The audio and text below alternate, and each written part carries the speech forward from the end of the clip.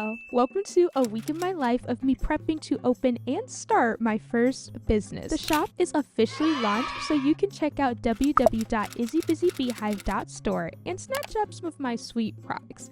So don't forget to use code EARLYB to get 20% off your order. This was filmed in early January, so I talk a lot about being 17 and starting a business. But I officially turned 18 this week, so enjoy watching 17-year-old Izzy live out her dreams and figure out how to build a business while living in a hotel. Alrighty, let's get into this video.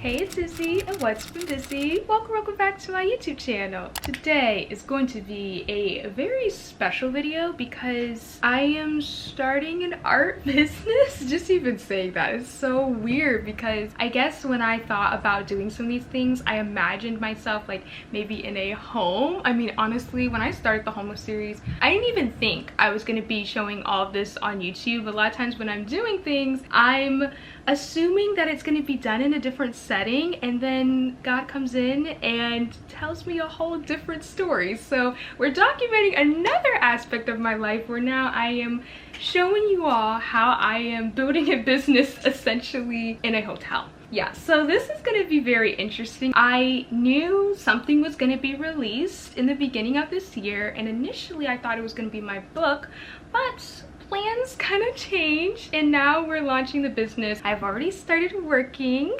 Here are my hearts so far. I haven't showed you all any of the designs yet, but you all will see all the stuff that's getting released. I have very specific products that I want released at a certain time, and I've been coming up with concept art and just so many designs.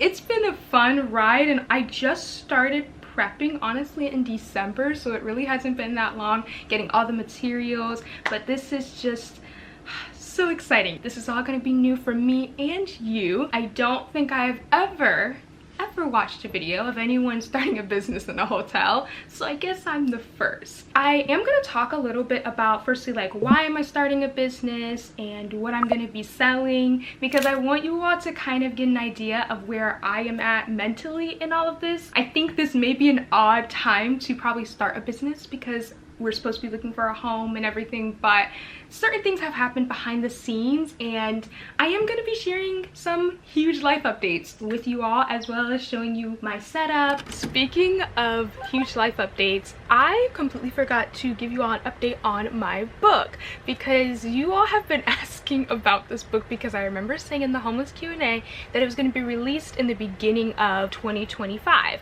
However, I would just say I really felt compelled to release products in the beginning of 2025. That's something I felt very strongly from the Lord. That's something I was very passionate about, and at that time I was working on my book, so I'm thinking, oh, the book is surely gonna get finished and be released in the beginning of the year, right? No.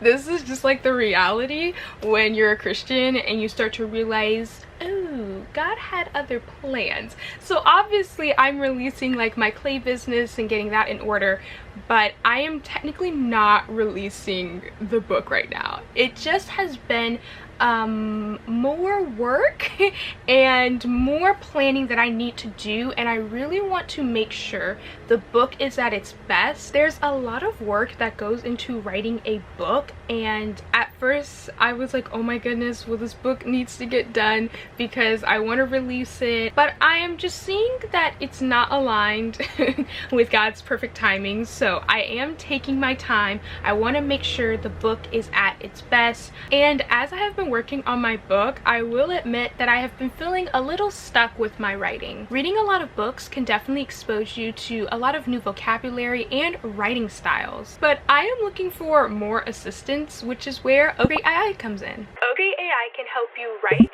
paraphrase, edit, and refine your essays effectively and effortlessly. Their organized one-click outlines make writing a breeze because you can create essays of up to 20,000 words with just one click. They can generate reliable citations in MLA, APA, and Chicago format. In addition, your essay will not be considered AI generated, and they are 100% plagiarism free. I think that is an important detail because other AI programs like ChatGPT don't feel feel as polished. But that is because their AI model is not designed for academic writing. So thankfully, with OreateAI's reliable citation library, you will experience high quality. There are no limitations to what you can do because OreateAI is here to be your all-in-one editor. I truly believe I can write my book and essays effectively because having so many tools at my fingertips will allow me to become an advanced writer. If you are looking to become a better writer, click the link below to get started. Thank you so much OreateAI for sponsoring this video and supporting the channel. But as you can see, since I have genuinely been struggling with my writing, I really have been needing tools to give me a better perspective because this is still a new skill for me, and because I'm so young,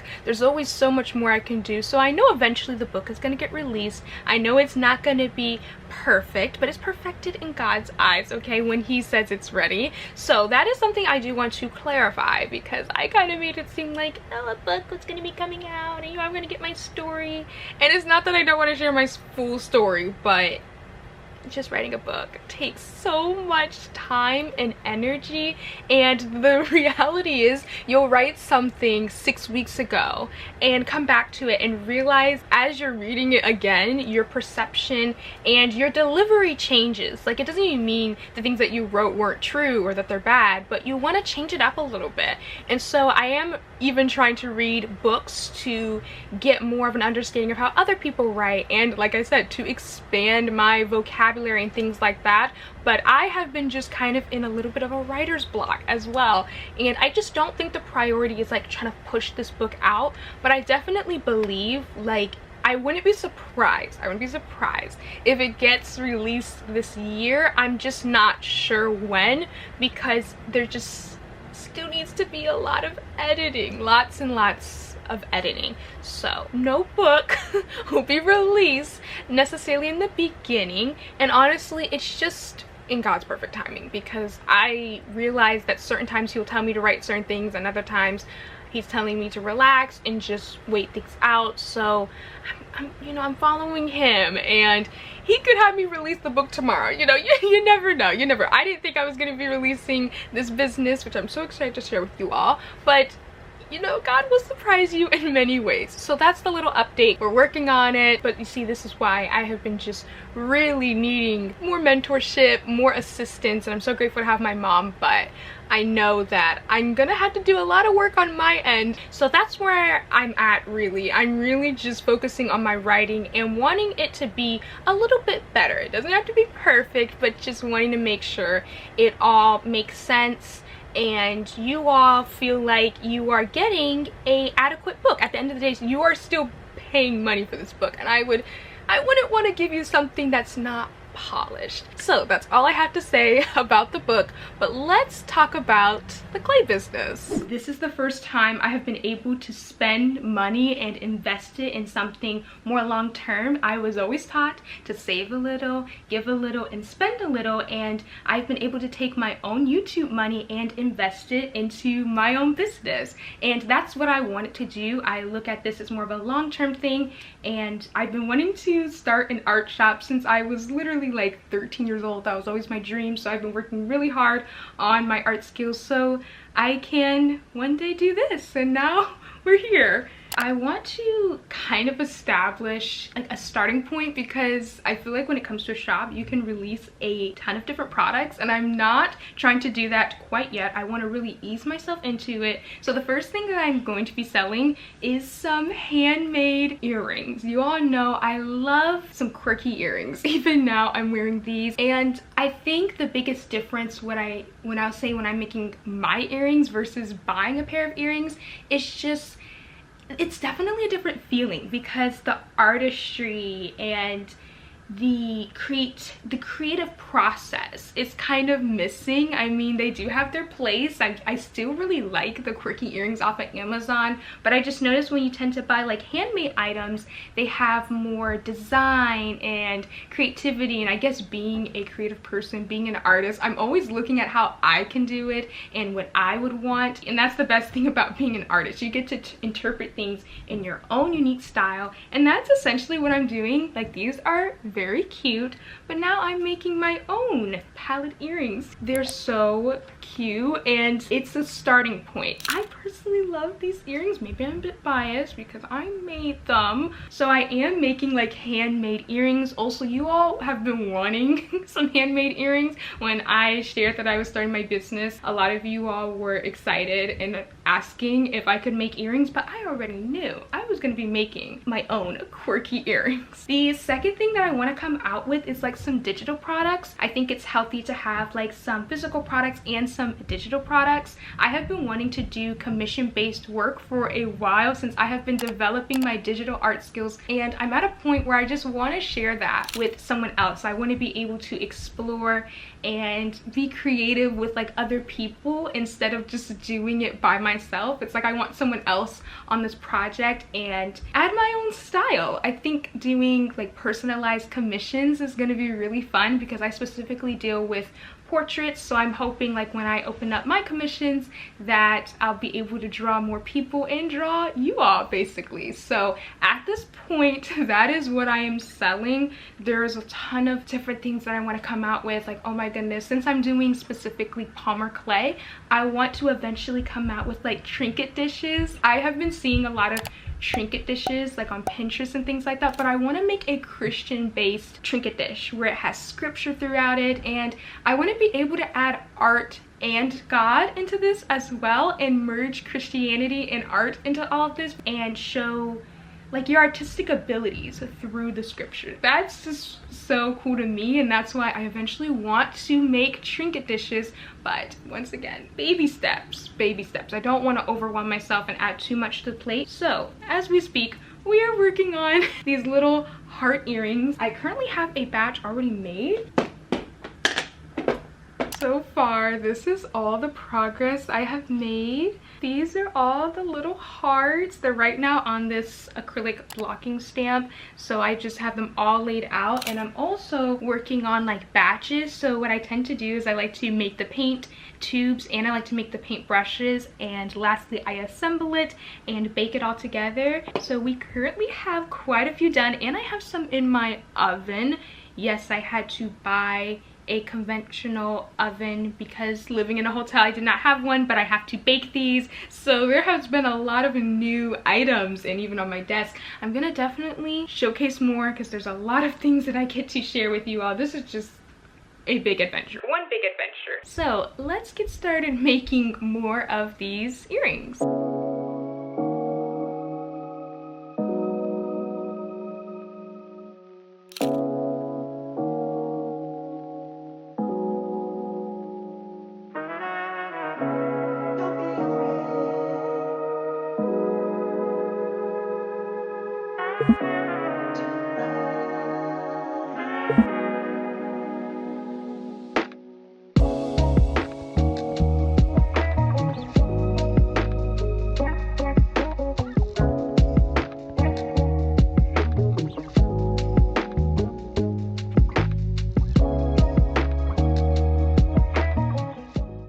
I finished making about 8 of the paintbrushes. I tend to make everything in batches personally. They look so cute and tiny. So you have on this one has like a paintbrush, and then this one has the paint of tube, and that's how I want my earrings to look like. I want one to have a paintbrush on it, and I think that'd be so different and cute. I also carve out like this wood texture, so all the little hearts have been carved out with a little bit of wood, like that wood texture. I thought that was a really nice addition. Can this camera please focus? Thank you.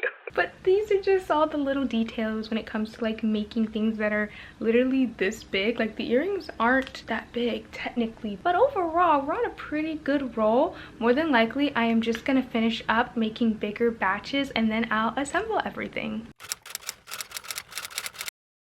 Hello busy bees. So it's the next day, and you know it's business when I have my hair up. I don't know, recently I've been just wearing my hair back, so it's out of the way. I have quite a few things that I need to get done. One, I have to start building my website. Oh my goodness, this is like the serious part of business, building my own website. Oh my goodness, so excited to do that because I get to decorate it and add more of my branding. But after I do that, I have to assemble some of my earrings today. My goal is to potentially start baking some of them because they're already made. Like, a lot of them are sitting in my oven right now and I have not baked them. So we need to bake a lot of my polymer clay earrings today.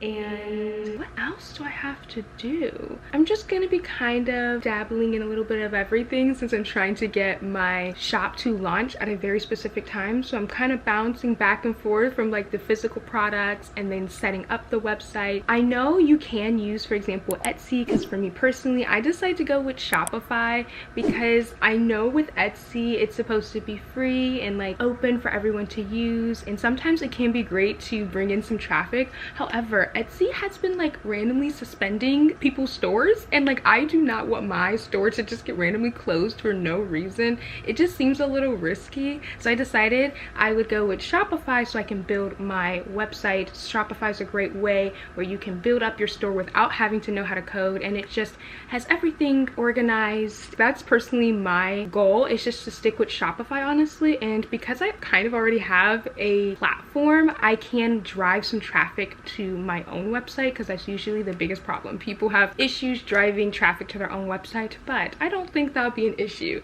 So I am going with Shopify. Once the products are up, that means the shop will be like open to everybody and everyone can just start ordering. So I'm gonna have to sit and figure out how I am gonna be able to put commission-based work on Shopify.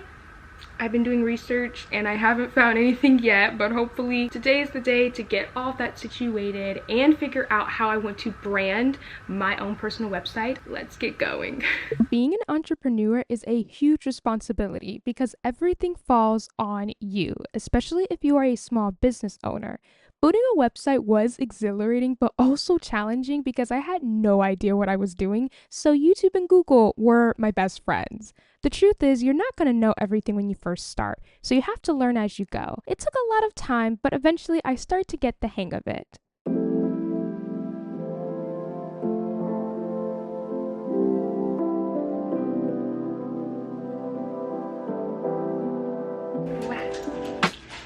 Okay, after 3 long hours of working on my website, it is somewhat complete. I have to go back and like mess around a little bit more with the settings. I had to kind of just let it be because I was getting like a little bit confused with like all the different settings. I know Shopify is still pretty simplified and it's still great for those who like have no idea how to build a website, and I'm very appreciative that there's an alternative, but it's still just a natural learning curve because there's a lot of things like payment methods, taxes. Oh, that stuff can get a little murky, and I'm trying to make sure that it's all set up in settings because there's things that I have to set in place, like the business side. The business side can be a little intimidating, and I was able to design a little bit more of my website, but I have to still take product photos, and I'm going to now start doing a little bit of sculpting because the day is still young. Also, I did take off my hoodie. I am going to address that because I was getting really hot, so I had to take it off. Also, it's been snowing in Oklahoma like all day. There's been just snow. How is it that every time we move from a different state, we seem to never be able to let go of the snow? We come from Michigan. We're trying to get away from the snow. Somehow the snow always follows us. All day it's been snowing, but I have been quite hot, so hoodie, I had to take it off. Anyway, back to what I was saying. I'm gonna sculpt on the bed, and I have like some materials. Oh my goodness, I'm so excited when I'm able to show you all like all of my materials. I think I'm gonna do a whole separate video on that, like what oven I'm using, my tackle boxes, because I have 3 different boxes, and right now I have my travel friendly one. This is what I use when I am sitting on the bed and I want to sculpt. I need everything to still be organized and contained. This was only like $6 at Target. This was a great purchase. Every day I just look at it and it just makes me so happy because it's so tiny, has a handle on it, and I literally have everything in here. And I think when it comes to like starting a business, sometimes it can be, I guess, like weird for people when they're watching you start at certain points, because like you gotta start somewhere. But we can tend to see like the other side of small businesses where they have big warehouses and they have employees, and or if they don't even have a warehouse, they have like a fancy workspace and have all these plants. And in my case, there's just not all of that. Like, I don't have a specific art studio. I am literally using the corner of the hotel with my foldable desk to start up my business. And I want to show you all, hopefully in this video I'll be able to show you all like my workspace and just be really transparent and honest with you all that like I don't have this super cozy setup, but it's not about like making everything glamorous and romanticizing it all. It's all about just starting. Like, honestly, even if you are just starting with a tray, if you are just starting with your dining room table, like, to me that's what's more important. And I will say I'm still kind of coming from a place of privilege, because like I remember when we were living in hotels, there was barely, like, there wasn't anything. There wasn't any money to, of course, invest in a business. Like, there were times where we were looking at our bank accounts and we didn't even have a dollar. Not a single dollar. So this is very exciting for me because this is like big progress where I'm able to like invest in something that I love doing. I'm able to invest into the kingdom. Like, I'm able to make art like for you all, essentially, with Christ-centered values. It's just such a great starting point. But you gotta start somewhere. And even though we are seeing even smaller businesses like have all of the stuff, they didn't start like that either. No one starts their business with a ginormous warehouse. And so that's why I'm excited to show you all the different phases, because I know one day I'm gonna look back at this and think, wow, our business has come a long way. So at this point, I am going to be sculpting on the bed. I either usually sculpt on the bed or I sculpt at my workspace, but the bed just feels a little bit more cozy. So I'm going to do that right now.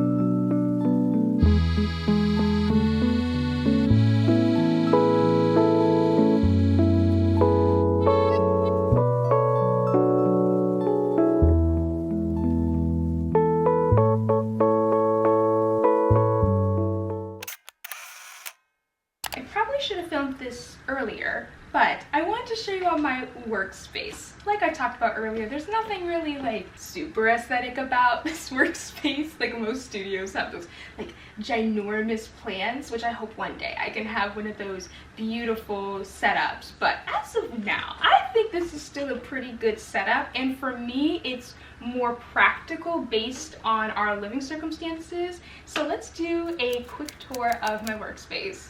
This is a foldable desk. Yes, the shopping video is when you all saw me get this desk, mainly because I was using it for work, like specifically with YouTube. But this desk is now being used for all of my clay and the business. But I am just so happy to have this because the desk that I'm going to show you over here, the one from the hotel, it just is not spacious enough. I like with this desk, I can fold it and we can pack it up because it's travel friendly. I could technically move up the legs if I want the desk to be any higher or lower. It's just very convenient and I can finally move everything around. Besides the desk being travel friendly, I just really like how spacious it is. It's not too small, but it's not too big as well. So firstly, right here, I have like my stuff that this is supposed to be the jewelry section. This is like the main workspace, and then these are like extra little stuff. So I have quite a few tackle boxes. So far there's like 3 of them. I want to do a video eventually showing all of my tackle boxes, showing what's in my clay boxes, because they all are used for a very specific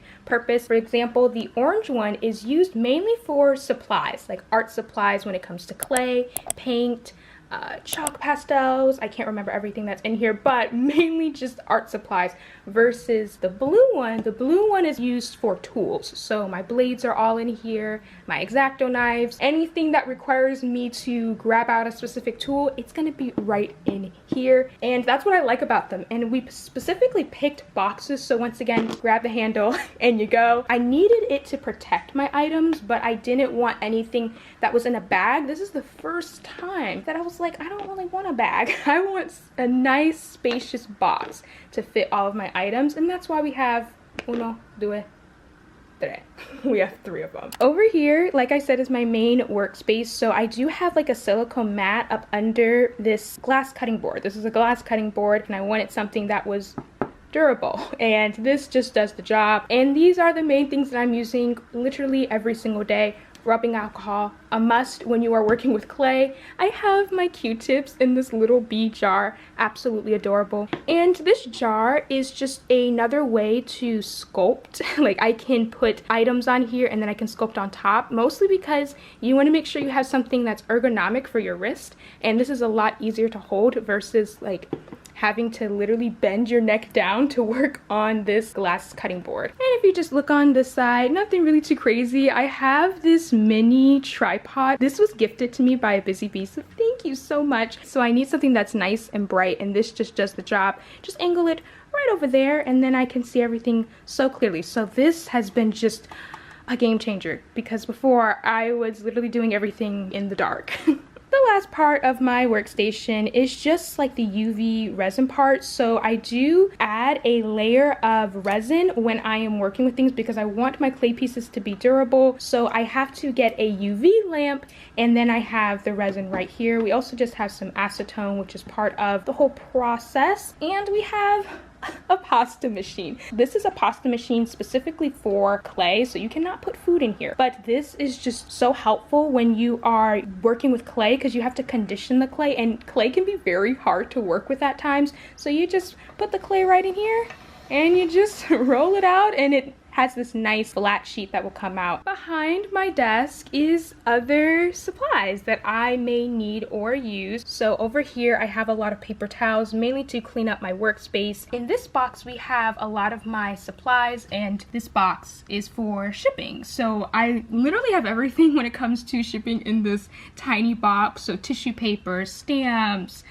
boxes, my thermal label printer, it's all in here. It's just so organized. My mom organized it for me. She did such a good job. But with this one, once again, I'm trying to keep things separate, so I already know when I'm heading towards the box, I know what I'm looking for. And this one just has extra supplies that couldn't quite fit in my tackle boxes because some of the things are just a little big, and I want to keep boxes for certain things when it's time to move. Like with my pasta machine, I want to make sure I put it back in a safe place, and so I kept a lot of the boxes. But at the same time, I do have extra supplies like more paint, more rubbing alcohol. It just has everything right here, as well as some more Q-tips. These are literally just boxes of Q-tips. So this is how I work. If I need anything, I'll just come around and grab whatever I need in the box, bring it over to my workstation, or even add it to my tackle box.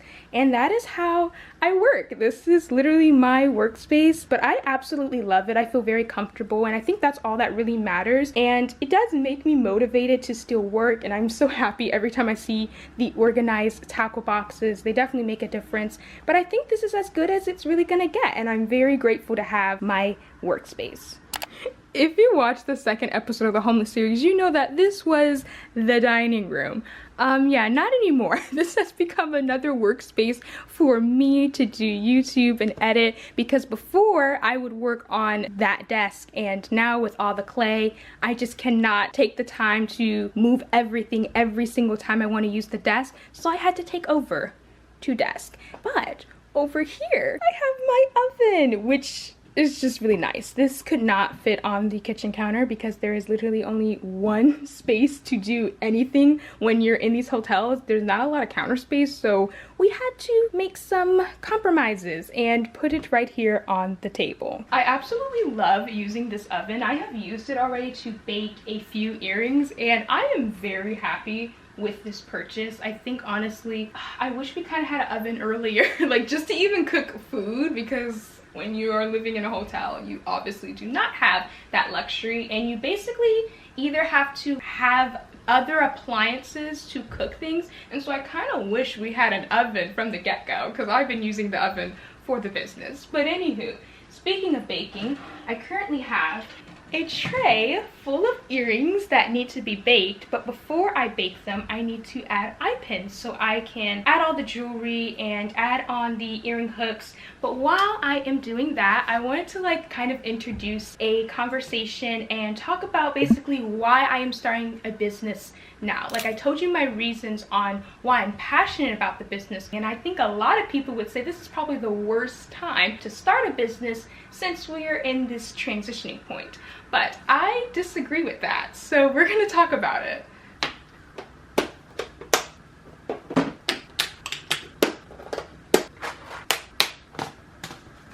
Recently, we have been in this position where we're looking for like more housing, and specifically apartments, and we have always been open to literally everything and anything, because in our minds, after going through this for literally 3 years, we feel like anything could be a home at this point. I mean, you see us, we're even turning this hotel into a home, and that is exciting, being able to upgrade and find things that will fit within our budget, also finding things that will make us have a better life ultimately, because that's why we're doing all of this. We're doing all of this to enhance our lifestyle, and we're very appreciative of all the assistance and all the growth, because a lot has happened in 3 months, and I feel like so much progress has been made. But there was recently this email that was sent to me, and they were basically saying, like in so many words, it's been 3 months, you showcased your journey, you need to be in a home, you need to have something, because to the viewers it looks like we're not progressing or we're not actively looking for things. And I said a lot of other things that I'm just not even gonna get into, because I personally felt like the email was incredibly insensitive, mainly because people make it seem like homelessness is just some easy like cure to it all, that if you have an absurd amount of funds and if you have an absurd amount of assistance, you can get out of this situation.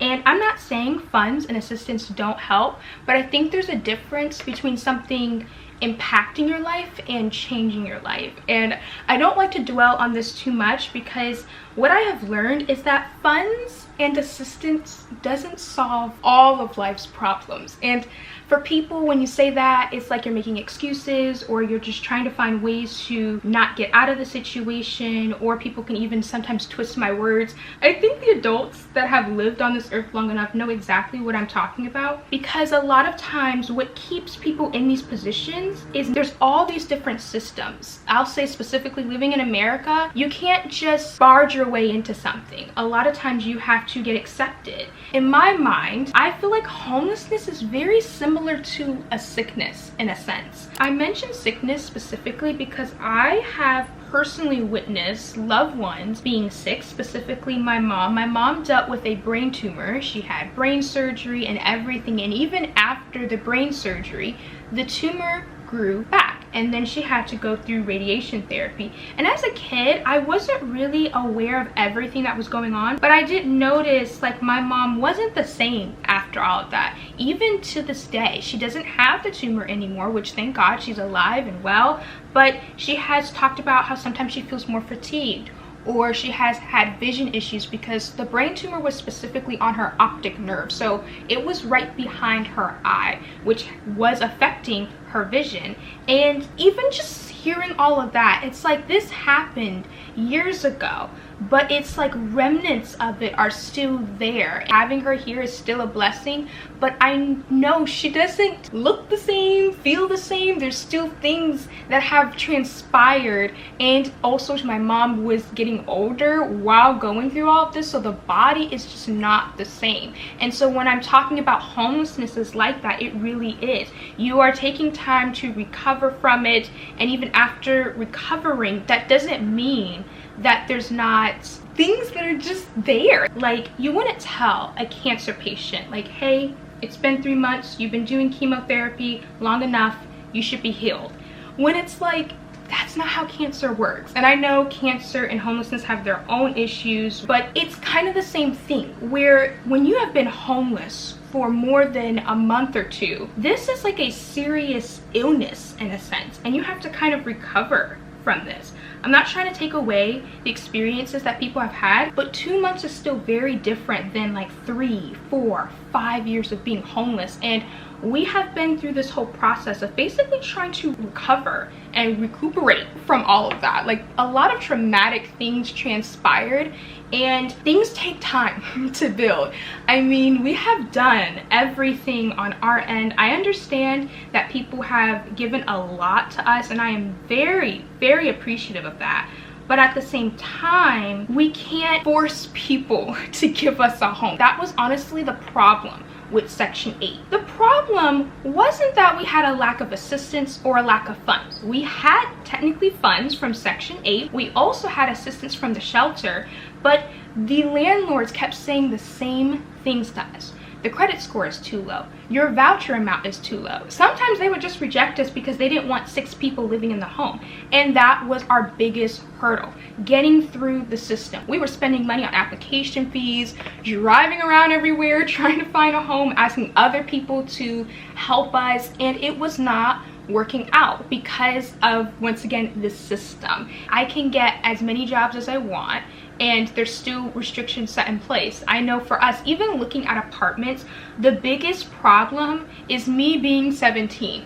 We have had so many issues with me like making money at a younger age because they have restrictions set in place so that if a person's making money at a young age, they do penalize you in certain areas. Like, you can talk about food stamps and Medicaid. They'll take your income into consideration. But in other situations, if I want to run off and go get an apartment, I cannot do that unless I am emancipated, which I am not. My birthday's coming up soon. But I remember when we were getting the donations, we honestly weren't even looking for a housing or apartment at that point because we wouldn't be able to even rent anything. Mainly because you have to have 3 times the rent. Oh my goodness, 3 times the rent is just such a hindering block. It always feels like no matter how much money you make, it's never enough. So even me and my mom are thinking about like teaming up where I can kind of, you know, pull in my weight, where I can show that, hey, we're bringing in more income, and she can use the child support. But even with that, like, the 3 times the rent was just honestly ridiculous. Even with Section 8, you would think with Section 8 you wouldn't have any of these problems, and they didn't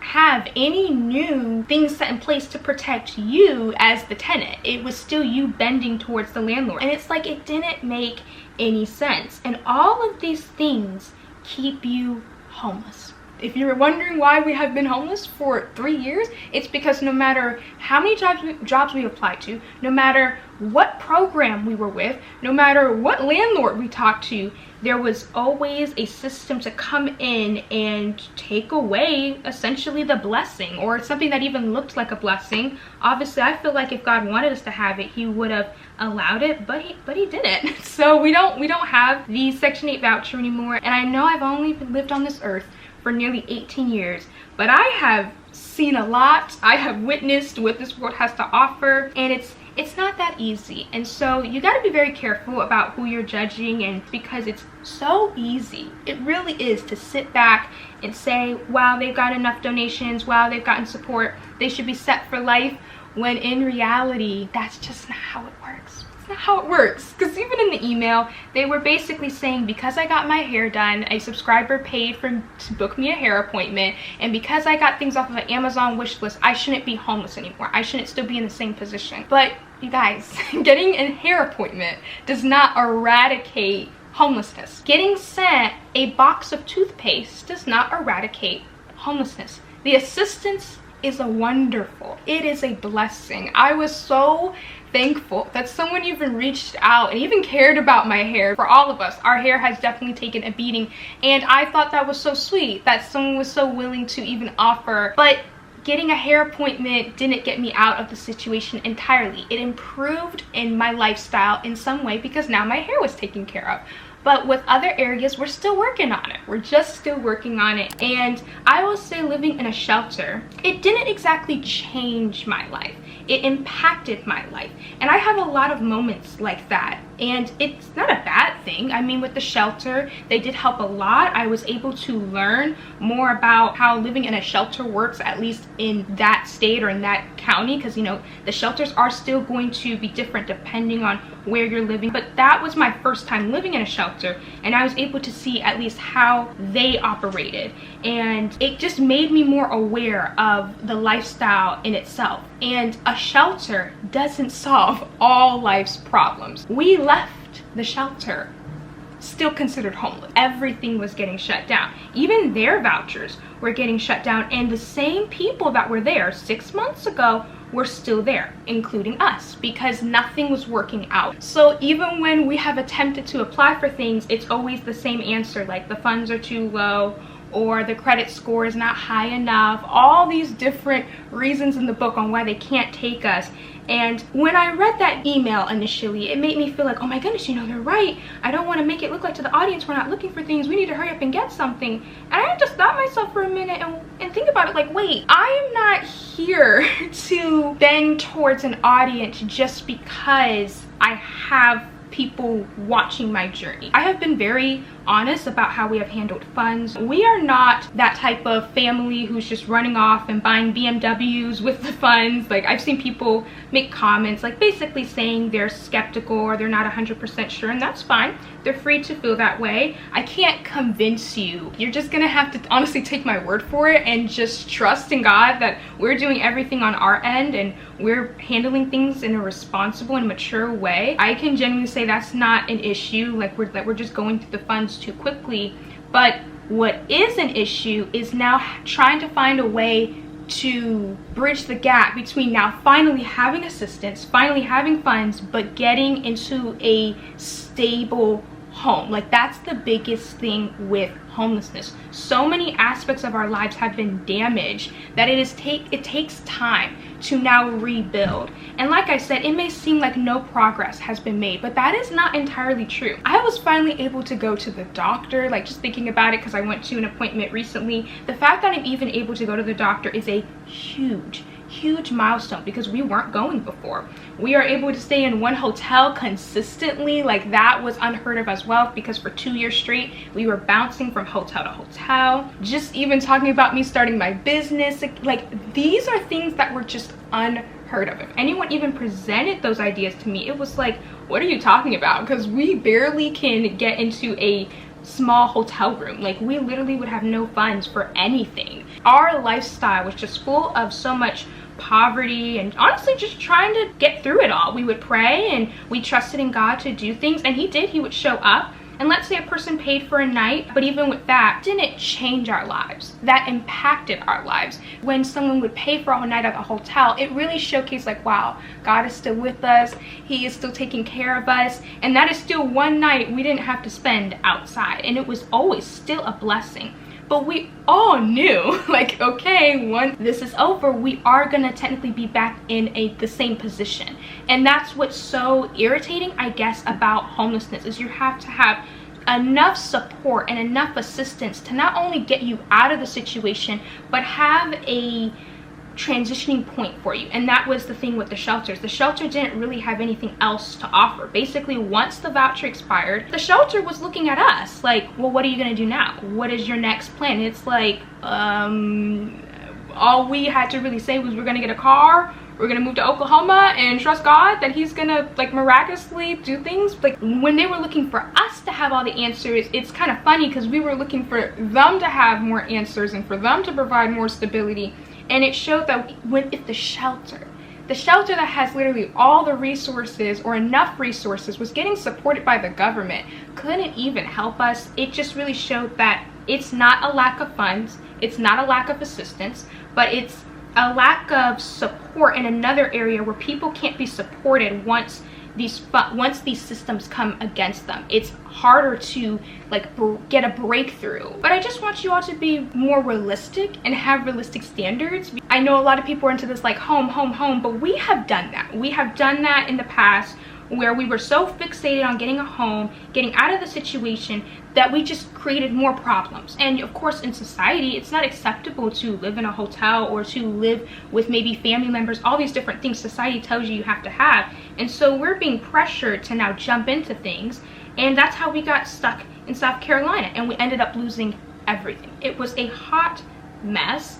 And that was none of our intentions, but we just felt like, oh, we need a home, we need stability, and we need to like bounce back. And especially with like the pandemic, it was affecting, of course, everyone. And after going through this for 3 years, we're just not doing that. We're not going to be just jumping into situations. I feel like when I'm talking about it, it makes it seem like we're comfortable with being homeless or living in a hotel, and that's not the case. I would just say people are confusing my like comfort that I have with being content. Honestly, I'm just really content, and I have learned that I am still blessed, I am still victorious whether we get accepted for a home or not. That God's taking care of me, God's opening the doors that need to be open, but at the same time, I cannot sit around and hope that we just get this home and all problems are just solved. If anything, what I can do is build up, and that's really what I'm doing. And so at this point, I'm just building up in a hotel. I can't control all the different systems, but I know that God wants to use the GoFundMe and all these systems to not only impact our lives, but to change our lives. I think the next steps that honestly just need to be taken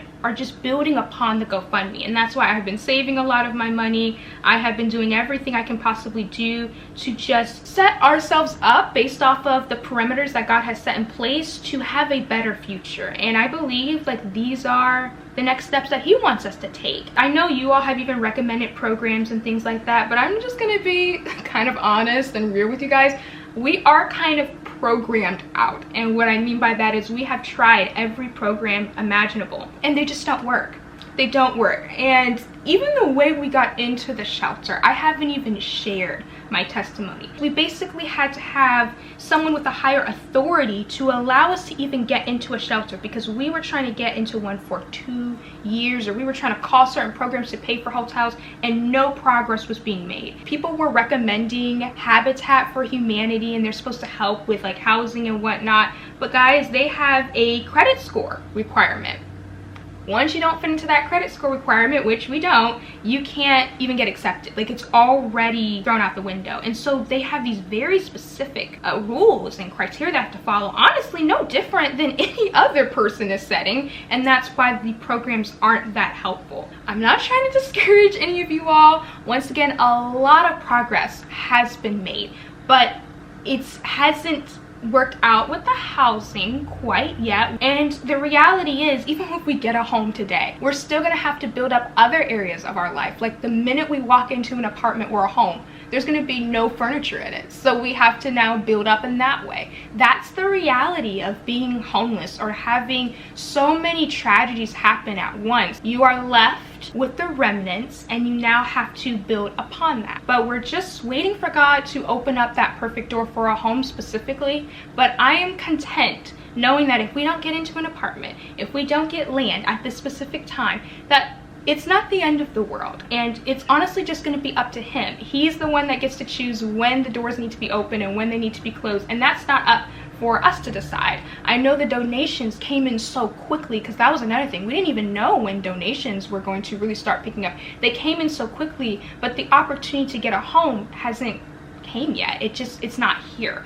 And that's okay. We're all waiting. We're all in this together. And like I said, this is the reality of being homeless. And I know I have like this really great attitude, but even with my great attitude, that doesn't mean life is always perfect. I'm just more willing to accept the imperfections and willing to go through it without everything being so strategic. I'm here to please my father. I'm here to do his business, and if this is what he's telling me to do, then I'm gonna do it, regardless of what other people think, regardless if it makes sense or not, because a lot of times the things you're doing as a Christian, it doesn't always make sense. I hope you all understand, and you all will be the first ones to know if there's anything new. But yeah, this is our situation, and I'm honestly just excited to start building up the business and focus on other areas of my life. I was looking at my hearts in here and seeing the difference between these hearts and these hearts. These are my most recent ones. I just finished making a batch yesterday, and they're so consistent. They're literally perfect. And I was thinking about all the progress I've made so far, because these were okay. I'm thinking maybe I'll have these discounted because they're not like my best work. I mean, I gave my all when I made them at the time, but now since I can compare them, I can obviously see how I have improved and all the errors. But I just want to show you all also my very first heart. You guys, this was made like about, I would say maybe 3 weeks ago. As you can see, this is the very first one. I kept it because I really wanted to see my progress, and when I made it, I thought it was perfect. I thought it was amazing, and it was for the time being, because I didn't really know how to sculpt with polymer clay. At that point, I only used foam clay and air dry clay, and then I did it a second time, which was better. And I wanted to keep doing it so I can get better and better, and eventually, after doing it about 3 times, I realized what I liked about each heart. I already had the concept art ready to go, and the design did change a little bit. So the concept art gave me an idea of what I wanted, but it was honestly all about putting it into action. I was gonna make the first 50 pairs so I could really get into a flow, and then I can teach my siblings, I could teach my mom how to do it, and they could all work for me. Yes, I have employees. They're working for the Beehive. I would love to sit and just do clay all day because I really love it. I love it so much, but the reality is I just can't always do this necessarily, depending on, you know, sponsorships and still managing YouTube, marketing, and even designing products. I want to make sure I have help, so that is the goal. I am making the first 50, and then after that, all my family will be helping. I'll still be making them, like, don't worry, I'll still be a part of it, but I'm just making sure I have assistants so the business can run smoothly. I want you all to enjoy the products, and I want to make as many as possible, and we still want this to be a handmade business, but of course, if we want to keep it handmade, the best option would be to have some assistance. But this just really shows, don't despise small beginnings. Everyone has to start somewhere, and now this is where we are at. They're just so beautiful. I'm so grateful to God that He has helped me so much when it comes to now being a clay artist.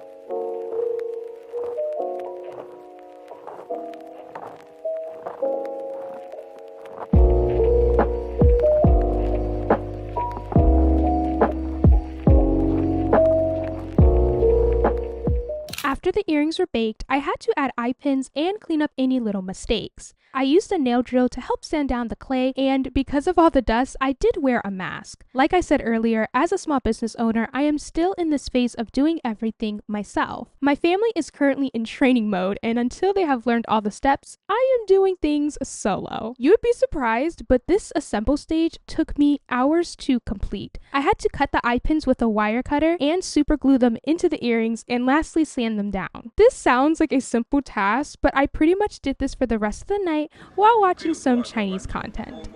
The next day, I was prepared to glaze the earrings, therefore I do follow certain safety precautions because of the UV resin. Resin is considered harmful, so I wear a respirator and gloves for my safety. I do live in a hotel with my family, so for the time being, I had to make sure they were not present as I was glazing. And I was glazing for about 2 hours, so if they were in the room with me, they were not going to be protected. I think it's kind of funny how everyone is always asking, where's my family, when most of the time, my family is sitting in the room with me.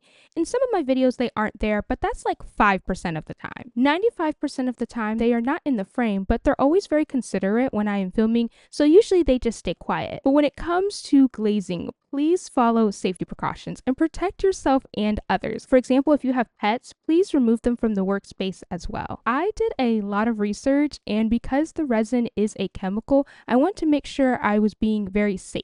I turned on the air and opened up the windows for proper ventilation. And I just want to say, if you are going to try this at home, please do not wear your old surgical mask back from 2020. You need specifically a respirator with organic filters. I have seen way too many people not wearing the proper attire, and I don't want that to be you. So please do your research first before you try this at home. Okay, I glazed everything yesterday, and today we are finally going to assemble all of the earrings.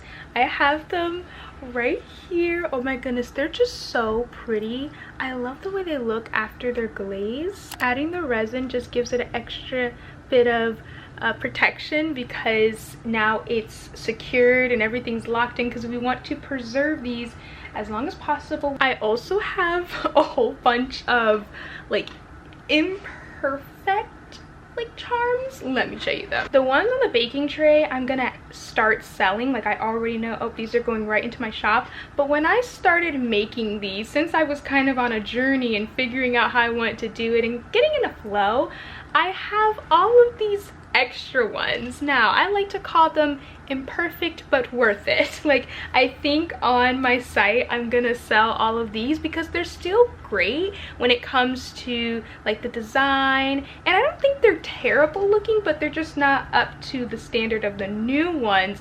And I know I want to still sell them and also give you all an opportunity to buy them if you are really wanting to support, but the price may potentially be out of your budget. I'm thinking I can turn these into keychains and then discount them because they have little imperfections, but they were still made with a lot of love, still made with the same materials. It was just me kind of getting in a learning curve, so I'm debating if I should do that or like if maybe I should just keep them. I'll see.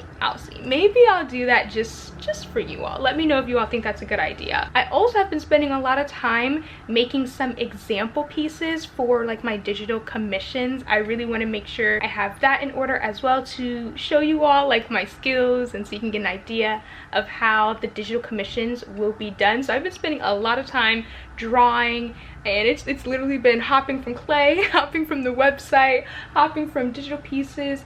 And also I ordered like 500 of these padded mailers. This is a sample. I was ordering some samples off of 𝐸𝓂𝒃𝓁.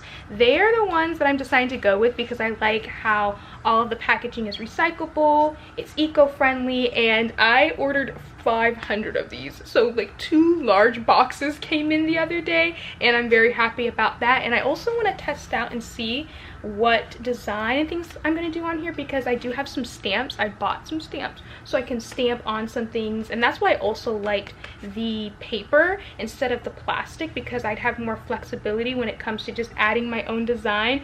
But yeah, I spent some money getting just shipping done. Like, you're just getting everything in order. I've been handling all of that, making sure I have all the things that I need, and I am going to test out and see how I want to package my earrings. So now that everything is baked, everything is glazed, it's time to assemble it all by adding these. And that will literally be the last step when it comes to making the earrings. And then more than likely, I'll take some product photos, and oh my goodness, the product will actually be launched, which is just so weird saying that. But let's do that right now.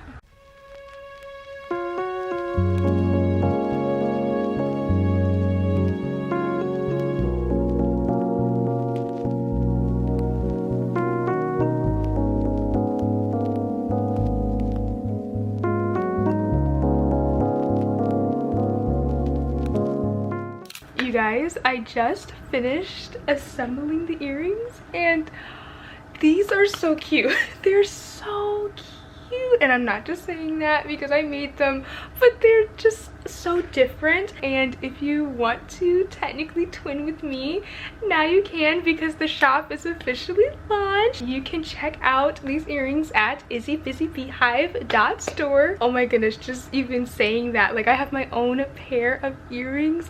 These are adorable and I have thoroughly enjoyed the whole process of it all. Like, I truly love what I do, and that's what makes this like so special, because every time I'm making a set of earrings, I'm always thinking about, wow, this is going to go to a very special Busy Bee. And that's what's like really exciting, just putting my heart into all of these amazing pieces and thinking about how you all are eventually going to have them. Because for those who don't really know my story, like when it comes to clay specifically, I started getting into clay when we became homeless, mainly because when we got into this position, we had to learn how to celebrate in a different way. And when birthdays or Christmas came and things like that, we now would have an activity, and that activity was now sitting down and sculpting things. And we specifically used air dry clay, and that was a really big moment for me because I have so many great memories just sitting there sculpting in the hotel room.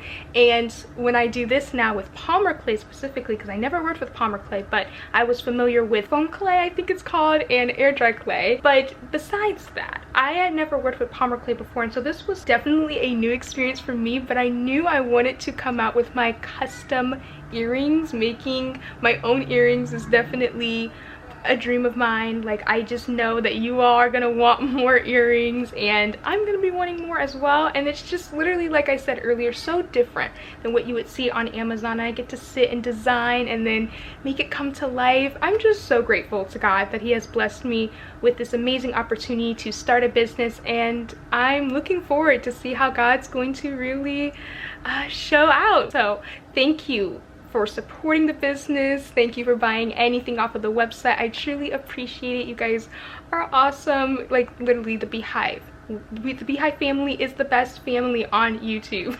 So without further ado, I'm gonna end the video here. I hope you all enjoyed. Don't forget to like, comment, share, and subscribe, and I'll see you guys in my next one. Bye!